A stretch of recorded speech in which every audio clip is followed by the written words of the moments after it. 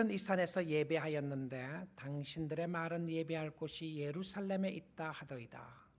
예수께서 이르시되 여자여 내 말을 믿으라. 이 산에서도 말고 예루살렘에서도 말고 너희가 아버지께 예배할 때가 이르리라. 너희는 알지 못하는 것을 예배하고 우리는 아는 것을 예배하노니 이는 구원이 유대인에게서 남이라. 아버지께 참되게 예배하는 자들은 영과 진리로 예배할 때가 오나니 곧 이때라.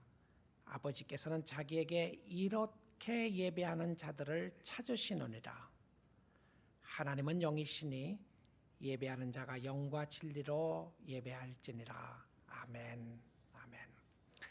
여러분, 예배하러 오신 여러분 주님의 이름으로 진심으로 환영합니다. 예배는 교우들에게, 하나님의 자녀들에게 주어진 최고의 영광이자 특권입니다. 우리가 살아계신 하나님, 천지의 창조주가 되신 하나님을 오늘 그분의 이름을 높이며 예배할 수 있다는 것이 얼마나 감사하고 축복의 시간인지 알 수가 없기 때문에 그렇습니다. 최근에 팀 켈러 목사님이 churchleaders.com이라고 하는 곳에 이런 글을 올렸습니다. 가짜 그리스도인이라면 대답할 수 없는 세 가지 질문이라고 소개를 했어요. 진짜 그리스도인이 아니라면 이 세 질문에 대해서는 답을 할 수가 없다. 이런 질문이었습니다. 첫 번째 질문이 무엇이었냐면 당신의 삶에 나타난 하나님의 임재의 증거가 있는가? 그러니까 그리스도인의 삶 속에 나타나는 것이 무엇이었냐면 하나님의 임재에 대한 증거가 있다는 것이죠. 그러니까 하나님의 임재에 대한 증거가 없다면 그리스도인이 아니라는 의미로 말할 수 있습니다. 그런데 거기에 대한 질문을 하고 여러 가지 우리에게 유도하는, 생각하는 질문들을 던집니다. 하나님께서 얼마나 당신의 삶 가운데 나타나셨는가? 하나님의 용서하심과 사랑에 대한 확신과 명확함이 얼마나 선명한가? 하나님 안에서 기쁘고 달콤한 특별한 시간을 보내고 있는가? 주님 만나는 게 좋은가? 이 질문이죠. 당신의 삶 속에서 진정으로 하나님의 임재를 느끼는가? 하나님께서 정말 당신을 사랑한다고 느끼는가? 이런 답을 가지고 예스라고 한다면 여러분 진짜 그리스도인이라는 표현이죠. 자, 두 번째 질문은 어떤 질문이냐면 성경이 당신을 변화시키고 있다는 증거가 있는가? 하나님의 말씀이 나의 삶을 변화시킨다고 하는 증거가 있는가? 여기서 이런 이야기를 하는 겁니다. 성경이 살아있고 운동력 있는 말씀이라는 사실을 발견하는가? 진짜 말씀 읽으면 이 말씀이 살아있다는 확신이 있는가? 최고로 가치롭고 당신을 격려하는 특별한 약속의 말씀을 발견하는가? 그 말씀을 보다가 마음이 뜨거워지고 마음에 감동이 있고 회개의 역사가 일어나고 말씀 듣고 싶고 사모하는 마음이 있는가? 이 부분이었어요. 말씀을 통해 당신을 향한 하나님의 부르심과 고민을 발견하는가? 세 번째 질문입니다. 하나님의 자비하심에 대한 감사가 자라나고 있다는 증거가 있는가?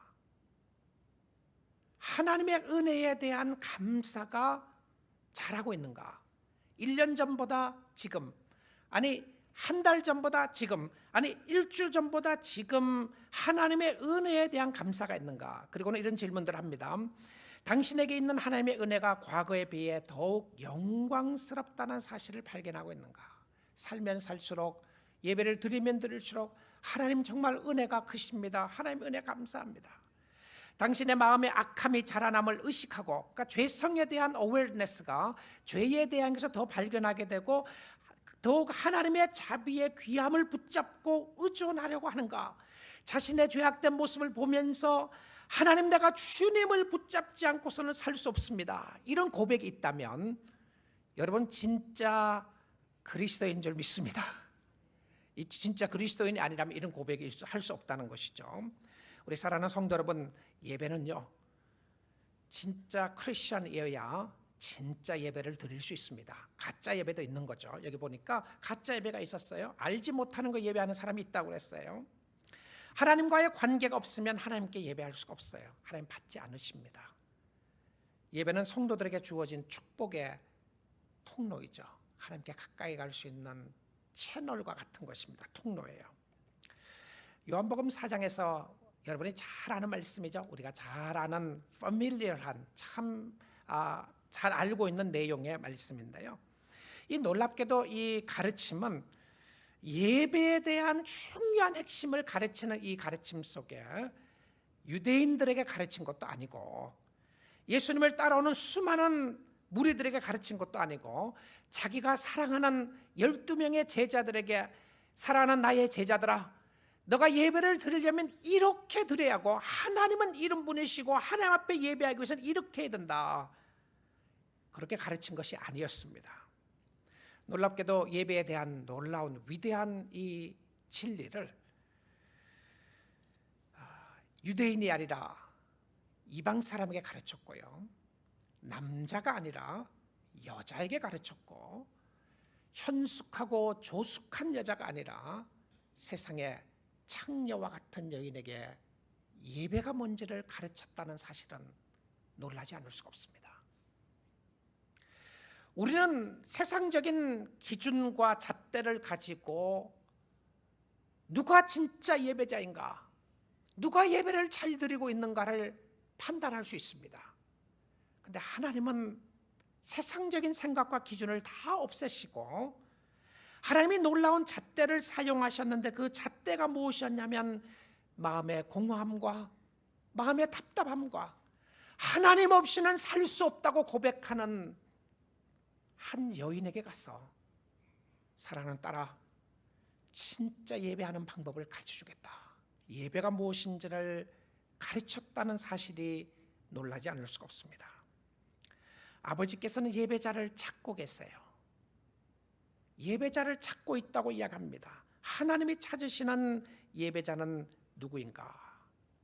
사마리아 여인은 그날 평상시와 같이 사람들이 많이 보지 않는 시간을 택해서 우물가에 물을 기르러 갔습니다. 여러분이 잘 아시는 것과 같이 유대인과 사마리아는 정말 적대 관계에 있는 사람이었습니다. 유대인이 사마리아 사람들을 개처럼 취급했던 그런 상황이었어요. 왜 그러냐면 역사적인 배경이 있는 것이죠. 사마리아 사람들은 유대인과 이방인들의 혼혈 족속이었어요. 혼혈 백성이었기 때문에 그들은 진짜 유대인이 아니라고 생각했던 사람이었습니다. 사회적으로 외면당하고 유대인들은 그들을 무시하고 나쁘게 취급해도 그것이 종교적으로 어떤 잘못이 없는 그런 상황이었어요. 그리고 특별히 유대 랍비가 사마리아 여인하고 이야기를 한다고 하는 것은 부정탄다고 생각하는 그런 상황이었습니다. 여러분, 그런 사마리아 여인에게 예수님이 찾아가신 거예요. 일부러 찾아가셨습니다. 일부러 사마리아 성을 지나가면서 그 여인과 대화하면서 그 여인의 삶 속에 무엇이 필요한지를 말해주고 있었어요. 자, 먼저 요한복음 4장 13절에서 14절 말씀을 먼저 보겠습니다. 예수께서 대답하여 이르시되 이 물을 마시는 자마다 다시 목마르려니와, 이 물이 지금 그 우물가에 찾아왔던 여인의 물이었어요. 물을 기르러 온 여인이었어요. 14절입니다. 내가 주는 물을 마시는 자는 영원히 목마르지 아니하리니 내가 주는 물은 그 속에서 영생하도록 솟아나는 샘물이 되리라. 이 말도 안 되는 소리를 예수님이 이 사마리아 여인에게 한 거예요. 예수님이 주시는 생수는 영원토록 목마르지 않는다. 그러니까 사마리아 여인의 삶 속에 무엇이 필요한지를 알았던 것이죠. 그녀의 삶 속에는 공허함과 갈증을 가지고 있었습니다. 답답한 마음을 가지고 있었어요. 갈증과 공허한 마음을 가지고 있었던 그 여인에게 진짜 필요한 것은, 그녀의 영혼 속에 필요한 것은 생수였는데, 그 생수는 예수 그리스도가 주셔야만이 생수를 가질 수 있음을 설명하는 것입니다. 이 말을 들은 사마리아 여인은 바로 예수님께, 예수님이 누군지도 몰랐지만 선생님에게 이야기를 하는 것이죠. 나도 그 물을 좀 마실 수 있게 해주면 좋겠습니다. 급하게, 그리고 빨리 그 물을 갖기를 이야기를 합니다. 자, 그러고 난 이후에요, 이 여인이 궁금했던 것이 있었던 것 같아요. 이것을 보면 굉장히 영적으로 갈급한 상황이었고 진리를 찾고 있었던 여인이었다는 것을 보게 됩니다. 사회적으로는 망가진 여인이었지만 내적인 삶 속에서는 진리를 찾고자 하는 열망이 있었던 것 같아요. 그래서 중요한 질문을 예수님께 합니다. 사실은 질문이라고 하는 것보다는 어떤 독백처럼 예수님께 물어보는 것이었습니다. 요한복음 4장 20절입니다. 우리 조상들은 이 산에서 예배를 하는데 당신들의 말은 예배할 곳이 예루살렘에 있다 하더이다. 우리 조상들은 이 산, 그 산이 사마리아에 있는 그리심 산이었습니다. 근데 유대인들의 생각에는, 유대인들은 말하기를 진짜 예배를 드릴 곳이 어디냐면 예루살렘에서 드려야만 한다고 하던데 어떻게 생각하십니까? 예수님께 물어본 겁니다. 자, 유대인들의 생각에는 성전에 가서 예배를 드렸어야 됐어요. 근데 그 성전이 어디였냐면 예루살렘의 성전인데 사마리아 성에 있는 성전은 진짜 성전이 아닌 거예요. 가짜 성전이라고 생각했습니다. 그러니까 그들이 예배를 드리면서도 정말 하나님을 만나고 싶으면 예루살렘에 가야 되는 것이 아닌가 생각했던 것 같아요. 자, 이 부분에 물었던 질문 속에 나타나는 것이 무엇이었냐면 where에 관한 부분입니다. 어디서라는 부분이에요. 어디서 예배를 드려야 됩니까? 본당에서 드려야 됩니까? 친교실에서 드려야 됩니까? 소예배실에 드려야 됩니까? 대예배실에 드려야 됩니까? 뉴라이프 교회에서 드려야 됩니까? 다른 교회 드려야 됩니까? 대형 교회를 가야 합니까? 소형 교회를 갑니까? 중형 교회를 가야 되나요? 어느 교회에 가서 예배를 드리면 주님이 기뻐하시는 예배를 드릴 수 있죠? 그 질문이었어요. 자, 이 질문을 받고 사실은 질문이 아닌 것처럼 말을 했지만 예수님이 답을 하시는 것을 보게 되면 그 여인의 마음속에 있었던 것이 무엇인가를 찾아내신 것이죠. 이 질문을 받고 예수님이 이렇게 답을 하십니다. 요한복음 4장 21절입니다. 예수께서 이르시되 여자여 내 말을 믿으라. 들으라가 아니고 믿으라. 이 산에서도 말고 예루살렘에서도 말고 여기도 아니고 저기도 아니다. 아니 유대의 선생이었던 예수님이 예루살렘 성전이 가장 중요하다고 생각했던 그 당시에, 아니 예수님이 율법을 몰랐었나요? 예수님이 그 당시에 환경과 상황 파악이 그렇게도 안 됐습니까? 아니죠. 이 여인의 질문 속에 어디서라고 하는 질문 속에 예수님이 뭐라고 그러냐면 이 산도 말고 저 산도 말고 예루살렘도 말고 너희가 아버지께 예배할 때가 이르리라. 무슨 이야기죠? 장소가 아니고 where가 아니고 whom이라고 하는 표현입니다. 장소가 아니고 누구에게 예배를 드리는가. 그러니까 예배의 대상이 중요하지 예배의 장소가 중요하지 않다는 것을 가르치는 것이었습니다. 오늘 여러분 이곳에서 예배를 드리시는데요, 하나님이 기뻐하시고 받으시는 예배는 어떤 예배냐면 하나님을 아버지라고 부르는 예배를 하나님이 이 시간 받으시는 줄 믿습니다. 자, 그런데 이 말씀 다시 한번 띄워놔 보세요. 보시면 너희가 아버지께 예배할 때가 이르리라. 아버지께. 자, 우리는 여기서 이게 무슨 말인가라고 하는 질문을 던져보아야 합니다.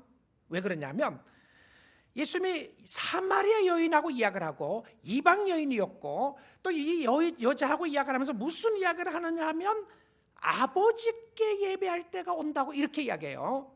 아니 아버지? 여러분 사마리아 사람들은요 하나님을 아버지라고 부를 수 없다고 생각하는 사람들이었습니다. 유대인들이 하나님을 아버지라고 부르지 우리 같은 사람들, 죄 많은 사람들, 혼혈 백성들, 우리가 무슨 하나님을 아버지라고 부를 수 있냐. 근데 예수님이 의도적으로 이 여인에게 하나님을 아버지라고 부르게 합니다. 아버지께 예배할 때가 이르리라. 자, 대상이 아버지인데요, 아버지란 말이 매우 중요했는데 유대인들이 생각하는 아버지는 누구냐면 창조주 하나님이었어요. 근데 이 누구에게 아버지라는 표현을 쓰느냐면 이 사마리아 여인에게 아버지라고 씁니다. 마음속에 하나님을 아버지라고 부르는 사람의 예배를 하나님이 받으세요. 하나님 아버지, 아버지, 아버지 감사합니다. 근데 이 요한복음을 쓴 사도 요한은 요한복음 서두에 이렇게 시작을 합니다. 창세기 1장 1절의 서두는 태초에 하나님이 천지를 창조하셨다고 나오는데요, 그것을 다시 요한복음에서 픽업했어요. 픽업을 해서 태초에 말씀이 있었는데 그 말씀이 하나님과 함께 계셨고 그 말씀이 이 땅에 없고 그 말씀이 천지를 창조했다고 이야기를 해요. 그 말씀이 누구냐면 로고스 대신 예수 그리스도였어요.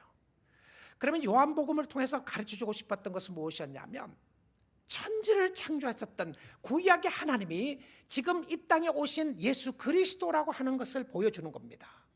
그런데 그 예수 그리스도를 향해서 그리스도를 통해서 하나님을 아버지라고 부르는데 요한 1장에서 이미 요한은 누가 하나님의 자녀가 되는 것인가에 대한 이야기를 하고 있어요. 누가 하나님의 자녀가 될 수 있는가?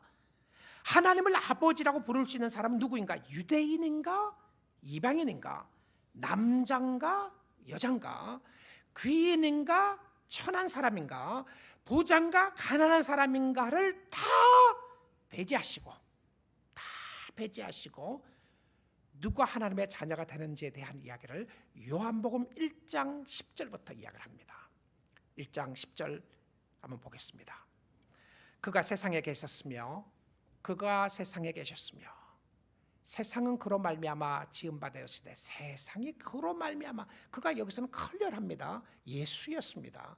예수님이 이 땅에 오셨고 천지 창조는 예수님이 지은 거예요. 예수님이 그로 말미암아 세상을 지으셨고 지은 바 되었을 때 세상이 그를 알지 못하였고 창조주를 모르는 거예요. 자, 그다음 9절 봅니다.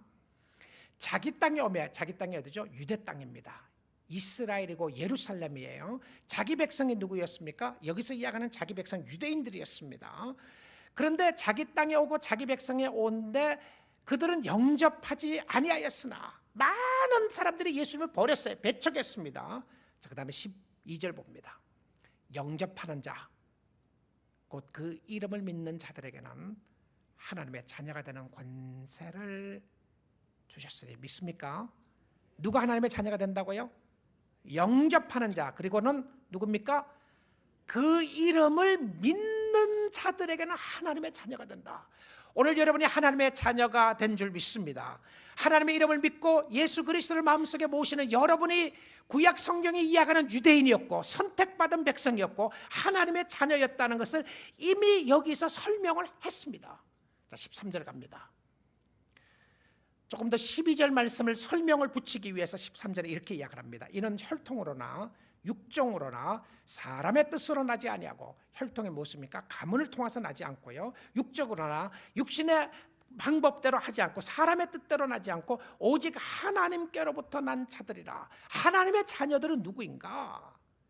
세상의 가문과 상관없고요, 여러분의 부모님이 3대째 믿는 가정, 4대째 믿는 가정에 계신 분들은 정말 귀한 분들입니다. 너무너무 믿음의 귀한 분들이에요. 그런데 4대 때 믿었다고 해서 여러분이 자동적으로 하나님의 자녀가 되지는 않아요. 여러분이 예수를 믿으셔야 합니다. 예수님을 영접하셔야 돼요. 근데 신앙의 시작을 여러분에 대해 시작했다고 할지라도 누가 하나님의 자녀가 될 수 있느냐 하면 오늘 예수 그리스도를 믿고 그의 이름을 의지하는 자가 하나님의 자녀가 되는 줄 믿습니다. 하나님께로부터 난 자들이라. 그러니까 하나님의 자녀들은 위로부터 난 사람들이에요. 우리의 아버지가 위에 계시고 위로부터 태어난, 하나님을 통해서 태어난 자들만이 성령의 역사를 하나님의 자녀가 될 수 있는데, 자, 두 번째 질문입니다. 여러분 교환을 따라가서 주보의 아웃라인을 보시면 예배의 대상인 하나님은 어떤 분이십니까? 라는 질문이 있어요. 우리가 하나님을 아버지라고 하면 우리는 그의 자녀죠. 그렇죠? 근데 우리 관계를 떼어놓을 수가 없어요. 떼어놓을 수 없는 관계인데, 근데 그 하나님을 어떻게 말하느냐 하면 요한복음 4장 24절은 이렇게 이야기를 합니다. 요한복음 4장 24절 보십시오. 하나님은 영이시니, 자, 요 첫 부분만 봅니다. God is spirit. God is spirit. 하나님은 영이시다. 이렇게 돼 있어요. 하나님은 영이시다. 여러분 이게 무슨 말인지 압니까? 하나님은 영이다. 이 영이라고 하는 말의 의미는 형체가 없다고 하는 의미에 포함됩니다. God does not have form. 우리는 형체를 가지고 있죠. 그러니까 피조물과 다르다는 의미입니다. 모든 피조물들은 형체를 가지고 있어요.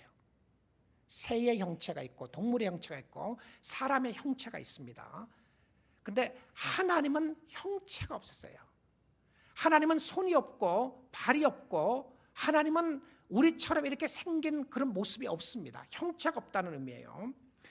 그래서 영이라는 말은 우리의 육신으로 볼 수가 없고 만질 수가 없다는 의미예요. 자, 그래서 여러분이 혹시 기도하시다가 하나님 모습 한번 보여주시면 좋겠습니다 라고 기도를 하시는데, 그 기도가 그 모습을 어떤 형체라고 생각을 하고 구하시면 여러분 착각입니다. 잘못 구하시는 거예요. 자, 어떤 사람이 이런 이야기를 합니다. 하나님을 보고 싶은데 내가 하나님을 내 상상 속에 그린다는 거예요. 그럼 어느 날 꿈을 꾸다가 그 상상에서 그렸던 하나님이 나에게 나타났다. 그거 진짜 하나님 아닙니다. 어떤 사람이 이렇게 이야기해요.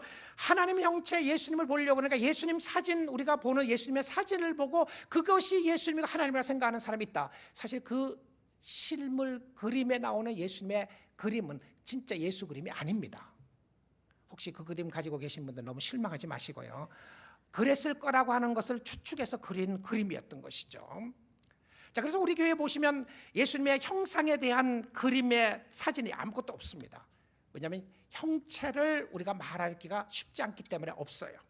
자, 그런데 하나님에 대해서도 마찬가지입니다. 하나님의 형체가 없는데 예수 믿는 사람들에게 다 물어보시면 하나님이 계시는 걸 믿습니까? 그럼 다 계시는 거 믿는다고 그래요. 하나님 봤습니까? 그러면 봤다고 그래요.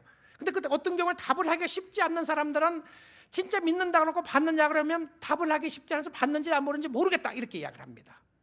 자, 그럼 왜 그런 일이 있는지를 오늘 말씀을 통해서 영이라고 하는 단어를 가지고 좀 설명해 보겠습니다.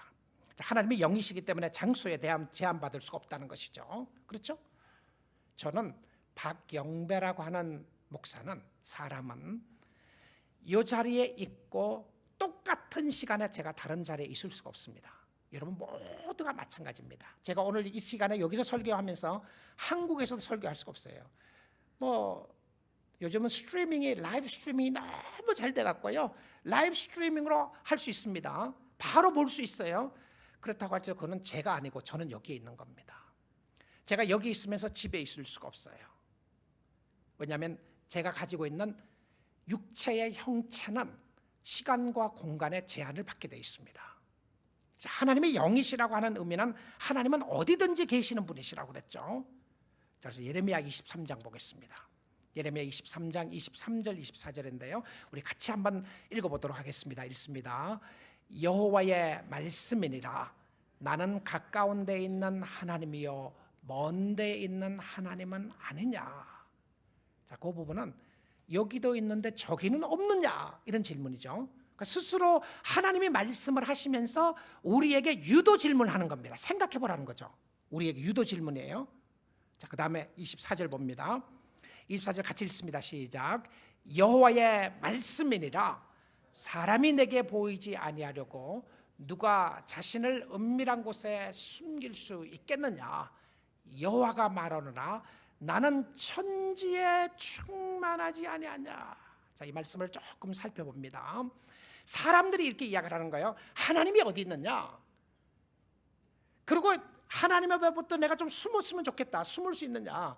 여러분 시편 139편에 나오죠. 주님을 떠나서 내가 어디에 가리까. 위에 가도 계시고 아래 가도 계시고 어디든지 계시는데 내가 어디로 피하겠습니까. 그게 예레미야 23장 24절에는 말씀과 배경과 동일한 부분이죠.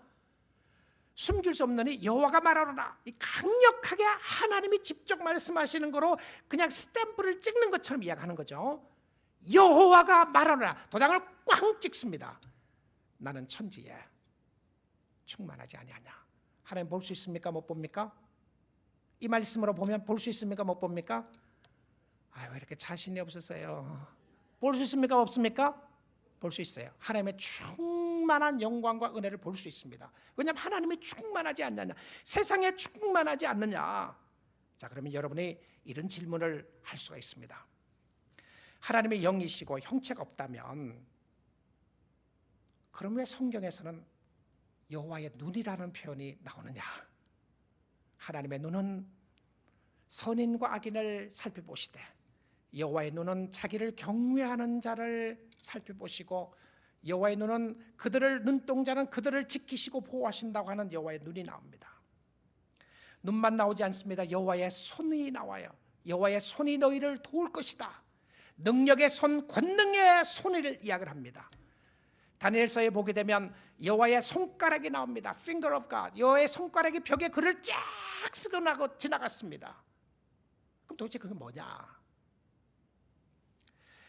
여러분, 이 부분은요, 하나님이 우리를 바라보시고 지키시고 보호하신다는 의미로 우리에게 확인시켜 주시기 위해 쓰여진 표현이라고 말할 수 있습니다.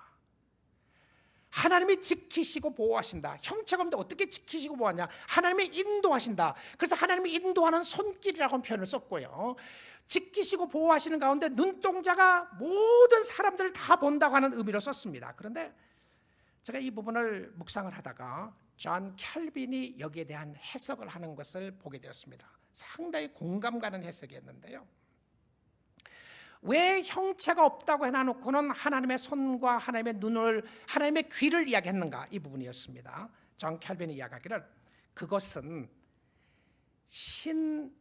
신인으로서, 신인이 뭔지 알죠? God man입니다. God man. 하나님은 100% 하나님이셨고 100% 사람으로 예수 그리스도가 이 땅에 오신 거예요. 예수님은 반은 사람이었고 반은 신이 아니라 예수님은 100% 인간이셨고 100% 하나님이셨던 것이었습니다. 그런데 그것은 신인으로서 장차 이 땅에 오실 메시아를 나타내는 서막이다. 이해가 되시나요? 그러니까 앞으로 오실 메시아가 이 땅에 인간의 몸을 입고 오실 메시아를 상징해서 하나님에 대한 부분을 사람들이 이해할 수 있도록만 한 것이 아니고 메시아가 인간으로 오실 것이라고 하는 부분을 설명한 것이다. 그렇게 이야기했어요. 신이신 하나님이 이 땅에 오셔서 인간의 몸을 가지고 이 땅에 오실 것에 대한 부분들을 설명한 부분이었다. 여러분, 영이신 하나님을 박스에 가둬두지 마십시오. Let God be God. 하나님이 하나님 되시도록 두십시오. 참 우리는 완악하고 우리는 악한 죄인들입니다. 죄의 습성이 하나님을 마음대로 부리고 싶은 욕망을 가지고 있습니다. 하나님, 당신이 능력이 있으면 내가 당신께 좀 잘해드릴 테니까 I will please you so you can bless me. 내가 당신을 기쁘게 해드릴 테니까 목적은 무엇이었냐면 내가 원하는 것 좀 들어주시면 좋겠습니다. 내가 원하는 것, 당신 날 몰라서 그러는데 내가 어떤 사람인지 아세요? 당신 나에게 한번 손잡고 나가다가 축복을 한번 해줘 보세요. 내가 당신을 위해서 목숨을 바치리이다. 여러분, 너무 근사하고 그럴듯한 표현 같기도 한데요, 기독교가 이야기하는 하나님에 대한 올바른 진리는 하나님은 왕이시고 하나님은 천지를 주관하시는 신이시고 우리는 그 하나님의 쫄병이고 종이고 하나님의 자녀이고 하나님이 하나님 되시고 그 하나님이 우리에게 명령하시고 그 하나님이 우리에게 말씀하시고 우리는 그 하나님을 섬기고 말씀에 순종할 때에 하나님이 우리의 말에 순종하도록 굴복시키는 것이 아니라 내가 하나님의 말씀 앞에 거꾸러지고 말씀 가운데 순종할 때에 그 하나님이 영광 받으시고 영광 받으시는 하나님은 기쁨과 감사함으로 여러분을 사랑하기를 즐겨하시고 여러분에게 축복 주시기를 즐겨하시는 하나님의 은혜와 축복이 있는 줄 믿습니다. 여러분, 하나님에 대한 근본적인 생각이 바뀌지 않고서는요, 우리는 하나님을 하나님으로 제대로 예배할 수가 없습니다. 하나님이 하나님 되시도록 높고 위대하신 하나님을 높여야 합니다. 우리의 뜻대로 우리의 계획대로 되지 않는다고 할지라도 하나님의 뜻 앞에 순종하고 하나님의 뜻 앞에 무릎 꿇고 하나님의 뜻 앞에 서렌더하고 하나님의 뜻 앞에 항복하고 나가면 하나님이 여러분의 예배를 받으시고 여러분을 인도하시고 축복해 주시는 은혜가 함께하게 될 줄 믿습니다. 하나님은 영이시지만 이곳에 함께하시고 존재하시고 여러분을 사랑하시고 붙잡으시고 축복하시는 은혜가 오늘 이 시간에도 함께하고 계십니다. 자, 그렇다면 우리는 어떻게 예배를 드려야 하나님이 기뻐하는 예배를 드릴 수 있을 것인가? 오늘 이 말씀에 보니까 요한복음 4장 24절을 다시 한번 보도록 하겠습니다. 우리 같이 한번 다시 읽어봅니다. 시작. 하나님은 영이시니 예배하는 자가 영과 진리로 예배할지니라. 하나님은 영이시니 영과 진리로 예배할지어다. 자, 여기서 이 많은 학자들이 첫 번째 나오는 영이라고 하는 것은 하나님의 영, 스피릿을 이야기합니다. 그래서 지금 이야기하면 성령의 역사를 이야기하는 것이죠. 근데 두 번째 나오는 영은 누구의 영인가? 많은 디베이트가 있어요. 그래서 어떤 사람들은 이 영은 성령이다라고 이야기하는 사람이 있고요. 어떤 사람은 이 영은 나의 영이다라고 이야기하는 사람이 있어요. 진리는 반드시 예수 그리스도가 진리이시고 성경의 진리에 대한 부분을 이야기하는 것입니다. 그러니까 우리가 아무리 열정적으로 열심히 잘 예배를 드려도요, 잘 예배를 드려도 진리 안에서 드리지 않으면 그 예배가 받으신 예배가 아니에요. 근데 하나님은 영이시니 예배한 자가 영과 진리로. 존 파이퍼 목사님의 여기에 관한 설교문을 보니까 그런 이야기를 했어요. 파이퍼 목사님은 이 영이 두 번째 영이 누구의 영이냐면 이것은 성령이 있는 사람이, 하나님의 자녀죠. 하나님의 자녀들에게 성령 있죠. 성령이 있는 사람이 자기의 영을 가지고 드리는 예배를 기뻐하신다 이랬어요. 저는 굉장히 공감 가는 부분이라고 생각합니다. 그러니까 이 영이 누구의 영인가? 성령의 영이고 나의 영이라는 거예요. 자, 이게 무슨 말이냐면 좀 생각해 보겠습니다. 시편에서 이런 표현들이 많이 나오죠. 찬양하라 내 영혼아, 찬양하라 하나님의 영혼아, 이렇게 이야기하잖아요. 주의 영이여 찬양할지어다 이렇게 하지 않습니다. 찬양하라 내 영혼아, 이게 스피릿이에요. 내 영혼아 여호와를 찬양하라, 감사하라 내 영혼아 여호와를 감사하라, 기뻐하라 내 영혼아. 내 영혼아 너는 왜 낙심하고 좌절하고 실망하고 있는가? 하나님이 죽었느냐 하나님이 살아계시느냐, 너의 마음속에 하나님이 어디 있느냐? 누구에게 하는 소리였습니까? 내 영혼아. 그래서 이 성령의 역사로 가지고 내 영혼에게 이야기하는 부분이 많은 부분에 공감되는 부분인 것 같습니다. 신령한 예배는 주의 영으로 사로잡혀서, 주의 영에 사로잡혀서 영혼으로 하나님을 바라보고 찬양하는 역사였는데요. 자, 이 부분을 시편 146편 1절부터 5절 말씀을 보도록 하겠습니다. 시편 146편 1절인데요. 할렐루야 내 영혼아 여호와를 찬양하라. 자, 그다음 봅니다. 나의 생전에 여호와를 찬양하며 나의 평생에 내 하나님을 찬송하리로다. 자, 찬양하라고 그래놓고는 그 다음에는 내가 찬양하고 싶다, 내가 하겠습니다, 이렇게 하는 결단이 나오죠. 자, 그 다음에 이 찬양과 함께 나오는 말씀이 3절에 가서 봅니다. 귀인들을, 그러니까 세상에 높은 사람들이 이야기합니다. 세상에 높은 사람들, 세상에 귀하다고 생각하는 사람들을, 귀인들을 의지하지 말며 도울 힘이 없는 인생도 의지하지 말지니 그의 호흡이 끊어지면 흙으로 돌아가서 그날에 그의 생각이 소멸되리로다. 그러니까 호흡이 끊어지면 이 땅에서는 삶이 끝나고 없어진다, 소멸된다, 이런 표현. 육이 소멸되는 것이죠. 영혼은 주님께로 가고요. 예수 믿는 사람들에게는. 5절입니다.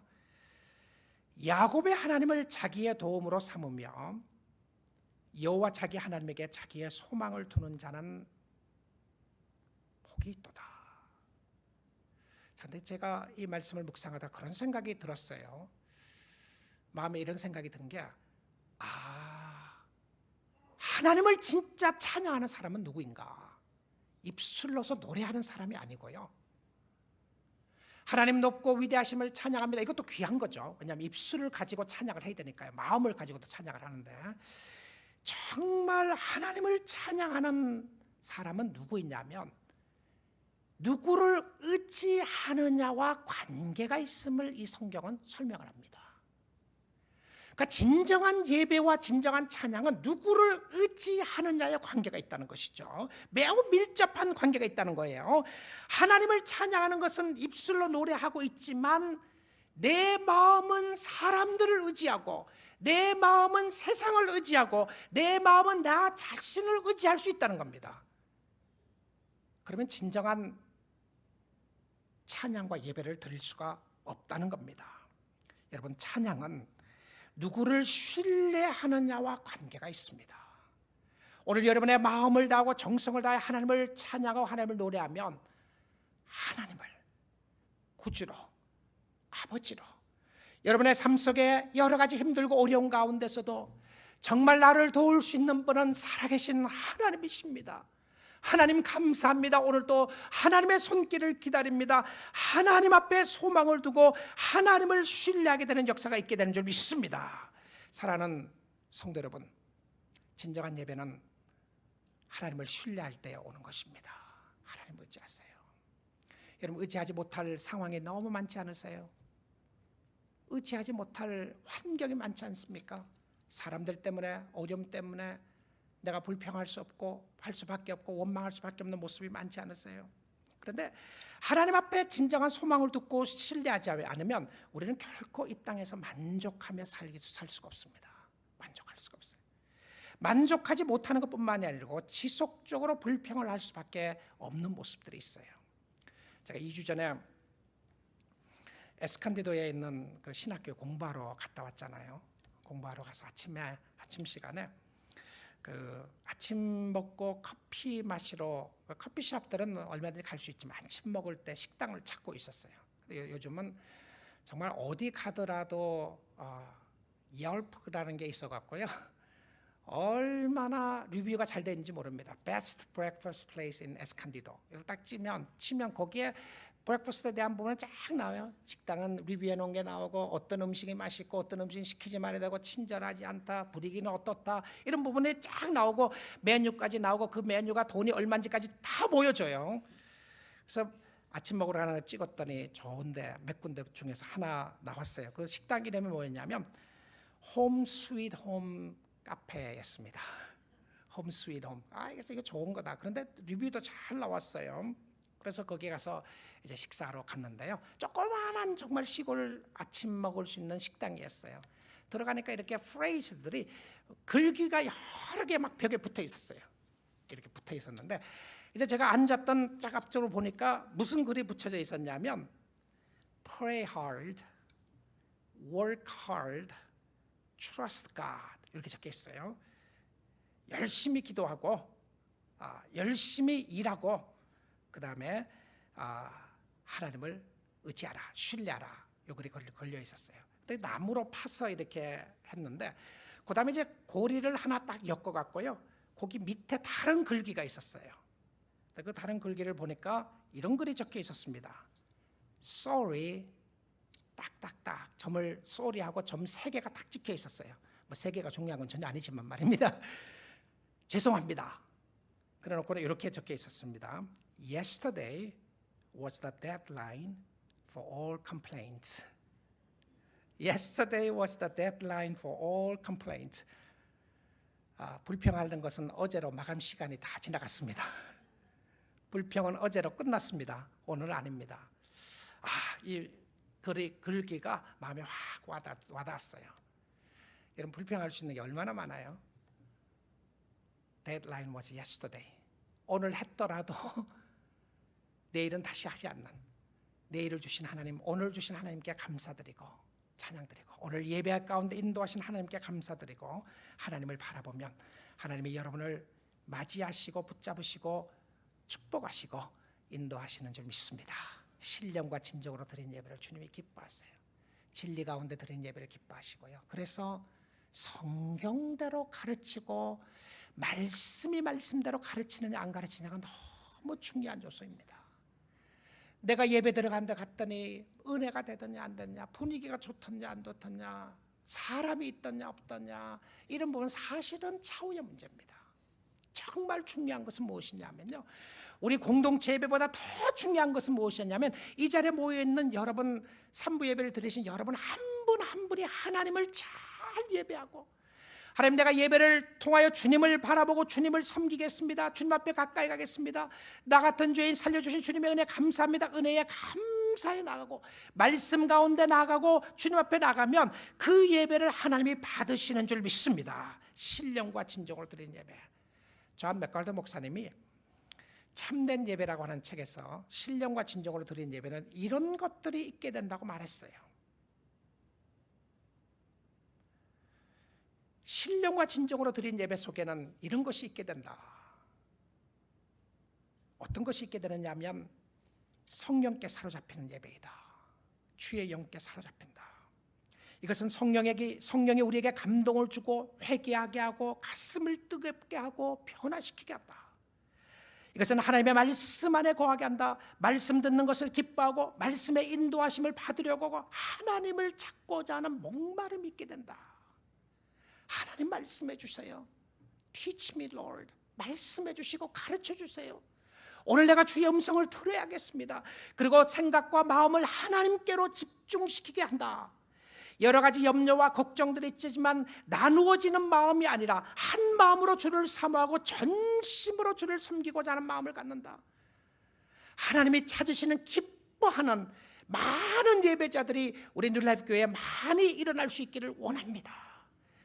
여러분, 우리 교회가 잘하는 것도 있고 잘 못하는 것들도 있고 여러 가지 힘들고 어려운 것들도 있고 또 주님을 섬기는 가운데 이런 것도 있겠지만 여러분의 심령 속에 전심으로 주님을 섬기고 주님을 사랑하는 성도들 될 수 있기를 원합니다.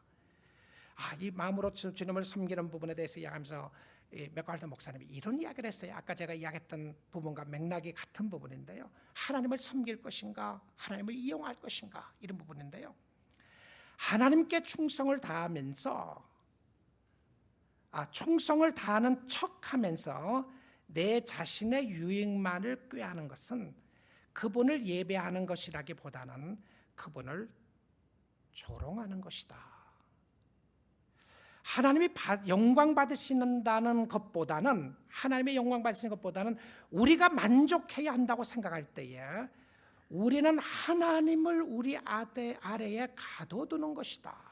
맥갈더 목사님 그렇게 이야기한 거예요. 나의 만족 너무 중요합니다. 나의 기쁨 너무 중요하고요. 나의 마음속에 평강 있는 건 너무 중요한 것입니다. 예배를 통해서 마음이 기쁘고 평강을 갖는 건 너무너무 중요한 요소였어요. 그러나 하나님의 영광보다 나의 어떤 그 필요가 위에 설 수가 없습니다. 오늘 하나님의 영광을 받으신다면 기뻐하고 감사하면 좋겠습니다. 하나님이 받으시는 예배는 반드시 우리에게 기쁨과 평강을 주실 겁니다. 그러나 우리가 기쁨과 평강을 원하는 것이 최고의 목표가 아닌 한 우리는 오늘도 하나님의 영광을 사모하고요. 하나님, 주님이 영광 받으시기 원합니다. 주의 이름이 드러나기 원합니다. 주님이 원하시는 사역들이 이루어지기를 원합니다. 주님의 기쁨이 되는 교회가 되기를 원합니다. 우리 모두가 초점과 관심을 주께 맞추어서 주님을 기쁘시게 하고 주님을 섬기는 우리 뉴라이프 교회 온 성도님 다 될 수 있기를 주님의 이름으로